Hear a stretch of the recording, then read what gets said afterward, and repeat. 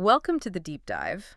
We're here to plunge into, well, a pretty dense stack of sources today. That's right. Our mission, as always, is to really cut through the noise, uncover the crucial insights from what's been happening globally. Everything from military stuff, diplomatic tensions. Resource conflicts, even domestic policy shifts back home. It's quite a mix. It really is. And it's important to remember we need to look at multiple perspectives. Some of these reports we're seeing, they paint very different pictures of the same events. Exactly. And that's what we'll try to unpack.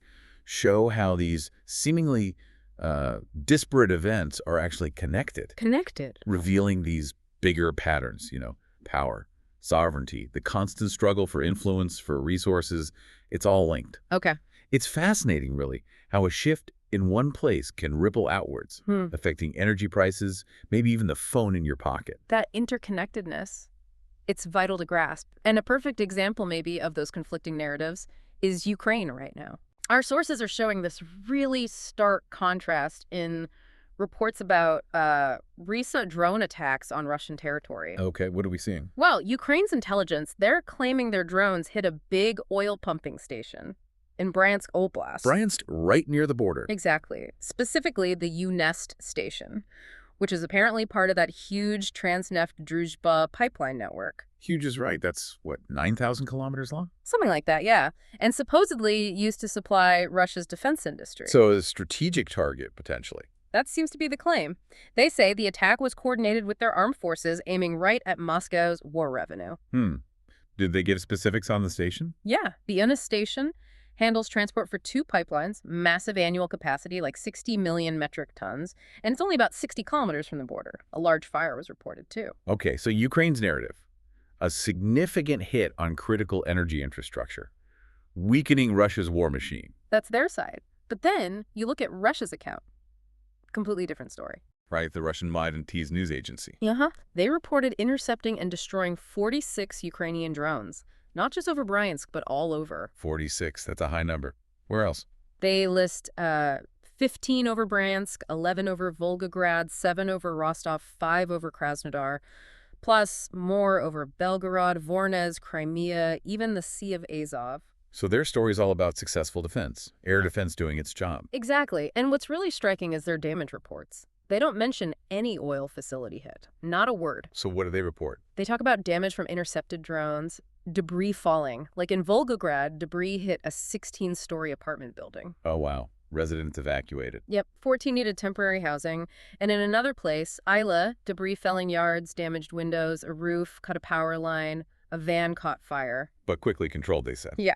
So Ukraine claims a major infrastructure strike. Russia denies it completely and focuses on civilian areas hit by debris. What does that actually tell us? Well, it tells us a lot about the information war, doesn't it? It sure does. It's less about finding the absolute verifiable truth, which is almost impossible in real time. Right. And more about understanding the intent behind each narrative. Why are they framing it this way? So Ukraine wants to show effectiveness, hitting valuable targets. Precisely. Show they can hurt Russia economically, strategically, Yeah. and Russia. They want to project strength, show their defenses work, and maybe highlight the indiscriminate nature of Ukrainian attacks hitting civilian areas. Even if it's just debris from their own intercepts. Exactly. It shapes perception. For Exactly. you, the listener, it means you have to constantly ask why you're being told this particular version. That focus on intent is a Wow. really useful lens. Okay, while we're talking Ukraine, let's shift to the actual front lines, because the dynamics there tell another story. Away from the drone claims. Yeah. Geolocated images, they seem to show recent Russian gains. South of Mylov, that's northeast of Veliki Burlik, Okay. and also east of Borova. Apparently, elements of Russia's 12th Tank Regiment, 4th Tank Division, took a place called Zeleny High. Consolidating positions. And the pressure seems really intense towards Pokrovsk. That's still a major Russian target, right? Absolutely. Pokrovsk is strategically vital. New images apparently show Russian forces advanced east of Rodinsk, which is north of Pokrovsk, and also right in the center of Udakne, southwest of Pokrovsk. So closing in from multiple directions. Seems like it. And Ukraine's National Guard commander, Brigadier General Pivanenko, he actually said the most intense drone war on the entire front line is happening right there, near Pokrovsk. That highlights its importance, doesn't it? Pokrovsk is a critical logistical hub, a gateway to large parts of the Donbass. So these Russian advances around it, what's the bigger picture? It signifies a persistent, very focused offensive. They want to consolidate control in the east. The drone warfare intensity just underscores how critical both sides see this area. And if Russia does secure Pokrovsk, it significantly helps their push deeper into Ukrainian territory. It impacts supply lines, defensive networks. It's a major potential gain for them. So intense fighting on the ground. But then there's this other battlefield, the diplomatic one, Right. which is just as high stakes, maybe even more so right now. Always is. Military and diplomacy are two sides of the same coin. We saw President Zelensky travel to Berlin recently for a virtual meeting hosted by Germany, but including Trump and other European leaders. That's significant timing. Wasn't that just before the planned Trump-Putin summit in Alaska? Exactly, 2 days before. And it's the first U.S.-Russia summit since, 2021? So a big deal. And the Europeans, they must be nervous. Reports say they're trying hard to impress upon Trump the dangers of, quote, selling out Kyiv's interests. Especially after Trump's previous comments, right, about exchange of territories. Yeah, that caused, quote, general unease. So they're definitely worried about what a deal might look like. Who was actually in on these calls? Zelensky met with German Chancellor Mestre first, then a big video conference. Germany, Finland, France, UK, Italy, Poland, the EU.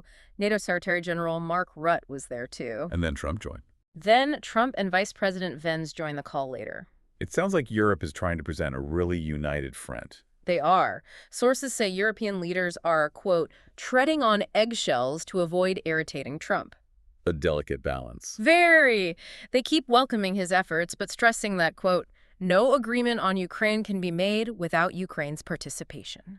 That seems like the absolute minimum red line for them. An unnamed Eastern European official apparently said, we are focusing now on making sure that this doesn't happen, meaning a deal without Ukraine, by engaging with U.S. partners and staying coordinated and united on the European side.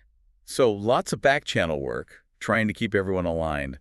What's Trump saying about this Alaska summit? He's tried to lower expectations a bit, calling it a listening exercise to hear what might be needed for an agreement. But his decision to even accept the summit was seen as an abrupt change. Apparently, he'd been frustrated with Putin resisting U.S. peace ideas before that. Interesting. And what about the Ukrainians themselves? What do they want? Well, public opinion is complex. A Gallup poll showed 69% favor a negotiated end to the war soon. But there's always a but. But not at any cost, not with major concessions. Zelensky himself said it's impossible for Kyiv to agree to withdraw troops from the Donbas. Because that would weaken their defenses. He said it would strip Ukraine of a vast defensive network and basically open the door for deeper Russian advances. So the stakes in this diplomatic dance are incredibly high. Why is that European unity piece so critical here? Well, think about it. If Europe looks divided, it weakens Kyiv's hand significantly. It might signal to both Moscow and Washington that a deal could be struck over Ukraine's head. And the specific fear about a U.S.-Russia deal without Ukraine. It really boils down to that historical precedent, doesn't it? Great powers carving up spheres of influence, deciding the fate of smaller nations. Like Yalta or Munich. Those historical specters. Exactly. The fear is a return to that kind of realpolitik, where Ukraine's sovereignty gets traded away for perceived stability between the U.S. and Russia. It could destabilize the whole European security order. A very dangerous precedent indeed. And speaking of dangerous precedents and security, let's shift focus slightly north to Belarus. There's an alarming development there. What's happening? The Belarusian defense minister, Viktor Krinin, he announced their upcoming Zapad 2025 military exercise. It's in September. Zapad exercises. Those are always closely watched. What's different this time? This time, they will explicitly practice the planning and use of nuclear weapons and the Iskander-M missile system. Wow. Practicing the use of nuclear weapons, that's escalatory language at the very least. Krinin called it a significant event of predominantly strategic deterrence. Said they need to be ready for everything because of militarization and military activities near their borders. A clear signal to NATO and the West. Seems like it. These are joint drills with Russia, too, practicing using the Iskander systems, securing the Russia-Belarus Union State, repelling air attacks, fighting sabotage groups. It fits with Lukashenko's previous statements, doesn't it? It does. He said Belarus would use all weapons if attacked. He specifically mentioned the Iskander-M system, which Russia promised to deploy there. The ones capable of carrying nuclear warheads. Right. And Lukashenko even noted that having Russian nukes on Belarusian soil has, quote, changed the tone of communication with the United States and other Western countries. So what are the real implications of these drills? What message is being sent? Well, it's undoubtedly a message of deterrence, maybe even coercion. Belarus and Russia are flexing their military muscle, including the nuclear aspect. Showing capability and willingness to escalate. Exactly. It raises the stakes significantly in the region. It normalizes the idea of nuclear weapons playing a role in regional conflicts, which is deeply worrying. And it puts pressure on neighbors like Poland, Lithuania, Latvia. Adds a whole new layer of tension. It really does. Yeah. Now, these kinds of tensions, these power plays, they aren't just confined to Europe. Let's move east to the Asia-Pacific. The South China Sea, I presume. You got it. Specifically around the disputed Scarborough Shoal, Manila reported a Chinese fighter jet intercepted a Philippine aircraft. Carrying journalists, wasn't it? Yes, a Reuters journalist was on board. They observed the Chinese jet come within, get this, 60 meters. 60 meters. That's incredibly close and dangerous. Extremely. Maneuvering behind, above, beside the Philippine plane. Very aggressive. And this isn't happening in a vacuum, right? There have been other incidents recently. Close calls seem to be increasing. This followed reports of 2 Chinese vessels actually colliding nearby while trying to block a Philippine resupply mission. Colliding with each other, Chinese vessels. That's the report from the Philippines, yeah. Attempting to block supplies for Filipino fishermen. Scarborough Shoal. Yeah. Why is it such a flashpoint? It's strategically located, has rich fishing grounds, and sits within the Philippines' exclusive economic zone, although China disputes that and claims it. So it's about sovereignty, resources, and strategic positioning. Classic South China Sea issues. Pretty much. And these close encounters, the interceptions, the blocking maneuvers, they're all part of this constant friction, testing boundaries. And risking miscalculation. That's the real danger. Accidental escalation. Especially when you add other players into the mix. On the same day as that interception, 2 American warships were spotted nearby. U.S. Navy presence. Yeah. A littoral combat ship and a destroyer. That's right, about 30 nautical miles from the shoal. China claimed they expelled the U.S. destroyer for entering without permission. What Washington's line would be. That its ships were conducting legal freedom of navigation operations. Phono-PS? Ah, yes, Phono-PS. Maybe quickly explain what those are for listeners. Good idea. Phono-PS, freedom of navigation operations. Basically, the U.S. Navy sails, shifts, or flies aircraft through international waters or airspace that other countries claim, but which the U.S. sees as excessive or unlawful claims. Asserting the right of passage under international law. Exactly. Challenging those claims, like China's extensive claims in the South China Sea. So the interception, the collision, the U.S. presence, it paints a picture of a very crowded, very tense maritime space. Extremely tense. And that Philippine resupply mission that led to the reported Chinese collision, Manila called the blocking attempt dangerous. It was apparently the first known collision between 2 Chinese ships there. Has China commented on injuries or the collision itself? Not according to these reports. They haven't confirmed injuries or acknowledged Manila's offer of medical help. It's just a constant, dangerous game of cat and mouse out there. With huge geopolitical stakes. Absolutely. Okay, from maritime resource disputes, let's shift continents to Africa, specifically the Democratic Republic of Congo. The DRC. Another place where resources and conflict are tragically intertwined. Exactly. We're looking at Rubaya. It's an area now controlled by M23 rebels. And Rubaya is known for. Coltan. Locals there are manually extracting coltan ore. Coltan. The mineral that's vital for our modern tech, right? Processed into tantalum. That's the one. Tantalum fetches over $300 a kilogram. It's heat-resistant, crucial for capacitors in cell phones, computers, laptops. Also aerospace, gas turbines. It's everywhere in high-tech. And Rubaya is a major source, produces something like 15% of the world's coltan. Extracted by hand, by locals earning almost nothing. That's the tragic irony. A few dollars a day for extracting something incredibly valuable on the global market. It really drives home the connection between our gadgets and these conflicts. We might not see it, but it's there. And the M23 rebels seized control of this mine when? Reports say April 2024. And the UN believes M23 is looting this wealth. Yes, the UN reports say M23 is funding its insurgency by looting Rubaya's resources.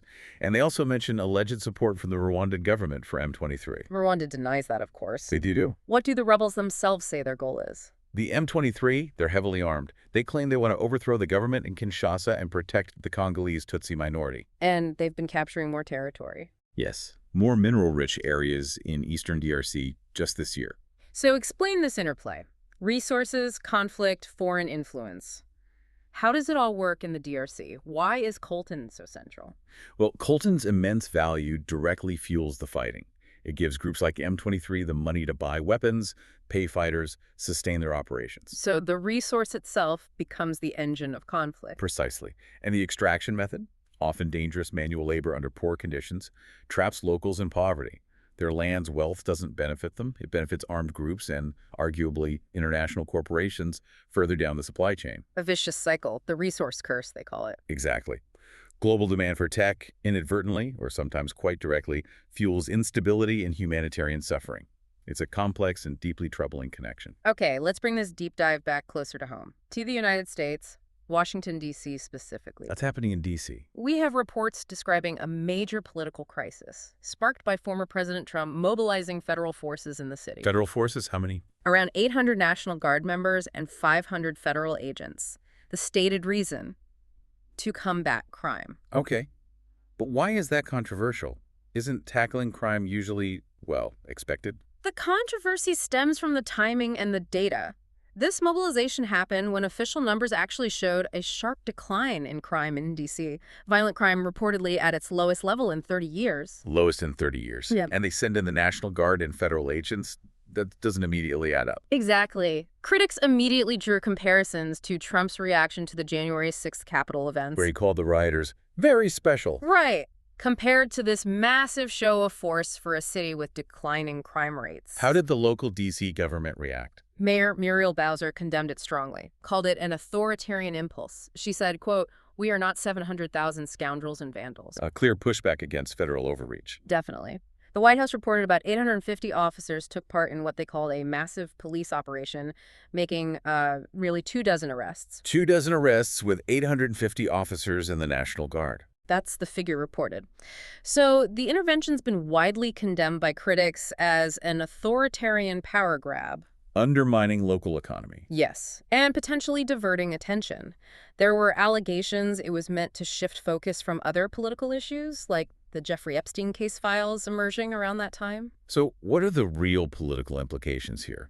When federal power is used like this, especially when the stated reason seems questionable based on official data. It raises serious concerns about federal overreach, obviously, and the politicization of law enforcement and the military. Eroding public trust. Absolutely. Trust in both federal and local government. And it highlights that ongoing tension, especially in D.C., over local control versus federal authority. It's a unique situation there. A real flashpoint for debates about states' rights, local governance, and federal power. Indeed. Okay, for our final segment, let's look at U.S. foreign policy, specifically something described as a dangerous doctrine potentially impacting Latin America and Brazil in particular. What doctrine is this? It stems from an executive order signed by former President Trump. It directed the Pentagon to prepare for using military force against drug cartels. By reclassifying them. Yes, reclassifying them as terrorist organizations. That classification has significant implications, legally and militarily. It does.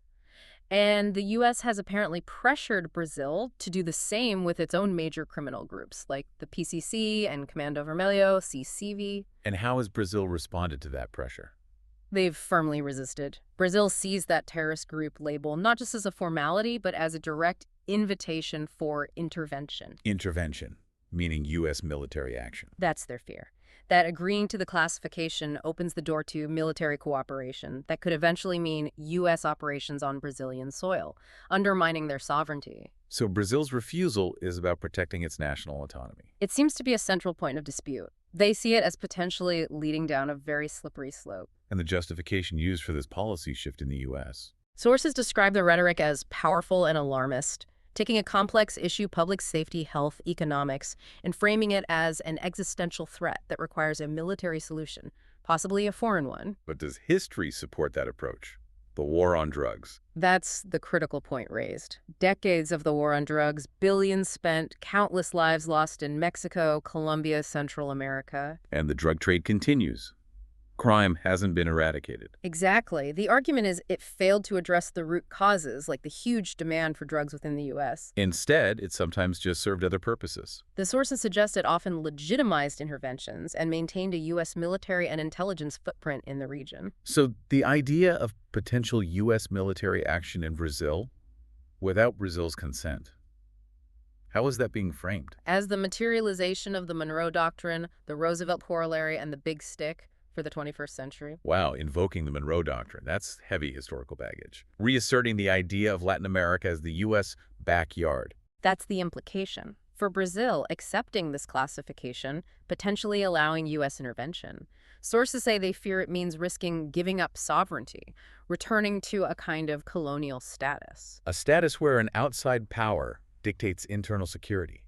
That's a fundamental challenge to national identity and independence. Absolutely. It speaks to those deep historical sensitivities in Latin America about U.S. influence and intervention. And the practical consequences if the U.S. did take military action, say drone strikes or special forces ops in Brazil against these groups. Catastrophic, according to the analysis. A flagrant violation of sovereignty, triggering an unprecedented diplomatic crisis. UN condemnation seems likely. Probably. And massive popular backlash within Brazil.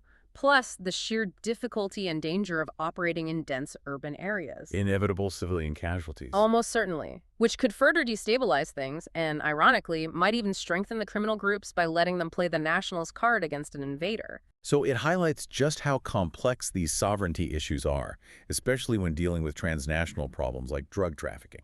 It really does. Okay, so we've covered a lot of ground. Ukraine's conflicting narratives and frontline battles, the delicate diplomacy around potential peace talks, the nuclear signaling from Belarus, the maritime tensions in the South China Sea, resource conflicts fueling violence in the DRC, the federal show of force in D.C., and now this potential resurgence of Monroe Doctrine-style policy towards Latin America. It's clear they're all interconnected, isn't it? Different facets of global power struggles, sovereignty questions, resource competition. Definitely. The past constantly echoes in the present, shaping these events. Which leads us to a final thought for you, the listener, to maybe chew on. Go ahead. As we try to make sense of this complex world, with its conflicting stories and shifting power dynamics, how vital is it to not just know the facts, but to actually recognize the historical patterns, the underlying motives? The things that keep driving international relations and domestic stability or instability. Exactly. What deeper questions does all this raise for you about where global power is heading? And what does national autonomy even mean anymore when everything feels so interconnected and those lines between internal and external keep blurring? It's something to think about.